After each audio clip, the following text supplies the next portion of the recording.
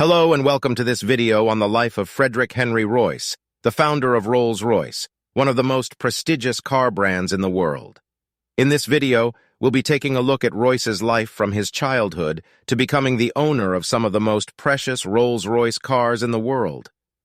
Let's get to know more. Before that, please do like, share, and subscribe our channel. Don't forget to press the bell button to get the notification to learn more interesting things. Early life. Frederick Henry Royce was born in 1863 in Wilton, England. He was the youngest of 5 children of James and Mary Royce, who ran a flour mill. James had followed in his father's footsteps, but he lacked business skills, and profits were meager. For many years, the Royce family lived in poverty. Things got worse, and in 1867 they had to file for bankruptcy. Hoping to carve out a better life for themselves, the family moved to London. By this time, the 4-year-old Henry already had his first job, a bird scarer on a local farm. His pay was 6 pence a week. In 1872, disaster struck again when Henry's father passed away. Now all the children had to chip in to make ends meet, including the 9-year-old Henry. He began selling newspapers and delivering telegrams. Apprenticeship. Henry's early years of poverty had a profound effect on him. By the time he turned 15 years old, he had completed only 1 year of school. As a young teenager, he began an apprenticeship with the Great Northern Railway Works. His aunt had offered him some financial support, and despite not having a formal education, Henry grasped every opportunity to educate himself. He studied algebra, French, and electrical engineering in his free time. But after 3 years, he was forced to quit due to a lack of money. After quitting his apprenticeship, Henry briefly worked at a tool-making company in Leeds, and then for the Electric Light and Power Company in London in 1882, starting a business. He moved once again, this time to Liverpool, where he continued to work for the Electric Light and Power Company. However, his true ambition was to make engineering his full-time job. So, at 22 years old, he started a business with his fellow engineer friend, Ernest Claremont. They named it F.H. Royce and Company, and for the next few years, they worked around the clock to make electrical components such as doorbells and dynamos. The company kept expanding, and by 1894 they were already making electric cranes too. But Henry's interest started taking him somewhere else: motor cars. Rolls-Royce partnership. While Henry Royce plays a vital role in the Rolls-Royce story, the brand's name suggests there's also another person that we shouldn't forget. And that person is Charles Stuart Rolls. Born in 1877 in London's affluent Berkeley Square, Charles Rolls was the youngest child of Lord and Lady Langatack. Having developed a passion for engineering from very early on, he went on to study mechanical engineering at Trinity College in Cambridge. Charles knew how to stand out.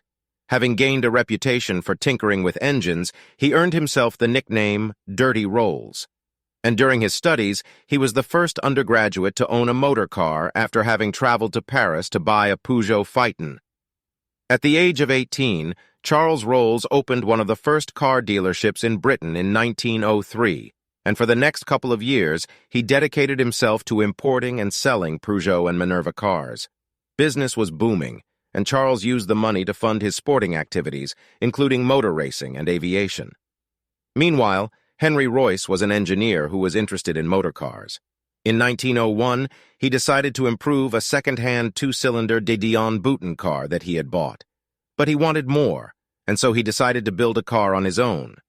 By the end of 1903, he designed and built his first petrol engine, and by the next year, he drove his first Royce 10-horsepower motor car into town. Eventually, Henry's business partner, Ernest Claremont, and a shareholder, Henry Edmonds, became interested in his cars. Edmonds arranged a meeting with Charles Rolls, who was frustrated with only being able to sell foreign imports in his company. Within minutes of seeing Royce's 2-cylinder vehicle, Rolls knew he had found what he was looking for. The two men made an unusual duo, but the massive success with the cars led to the creation of the Rolls-Royce Company in 1906. Then came the launch of the 6-cylinder Silver Ghost, which within a year was hailed as the best car in the world. The partnership was a great success, and the company's reputation for superior engineering and quality grew under Henry Royce's guidance. He was renowned for his hard work and innovative designs, and he uncompromisingly pursued his basic principle of establishing the best design with the finest materials and the highest levels of craftsmanship. In his own words, he strove for perfection in everything he did. However, tragedy struck when Charles Rolls was killed in an air crash in 1910, just 1 month after becoming the first person to make a non-stop double flight across the English Channel. His premature death meant the end of the short-lived Rolls-Royce partnership.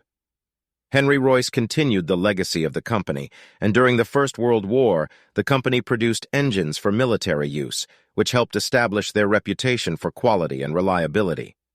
In 1993, Sir Henry Royce passed away due to health issues caused by poor nutrition and overwork. Despite being a semi-invalid, he continued working until his very last moment, and even made his last sketch from his deathbed just a few hours before he died. He was 70 years old. Rolls-Royce is a well-known name in the engineering world, and their luxury cars, such as the Cullinan, Ghost, Phantom, Wraith, and Dawn, are some of the most expensive cars in the world. With over 130 dealerships in 40 countries, the brand is recognized globally. Today, Rolls-Royce is owned by BMW, and Torsten Müller-Ötvös has been the CEO since 2010. The company's success can be attributed to the vision of Sir Henry Royce and Sir Charles Rolls. The two men created a symbol of pure wealth and luxury, and their legacy continues to live on today.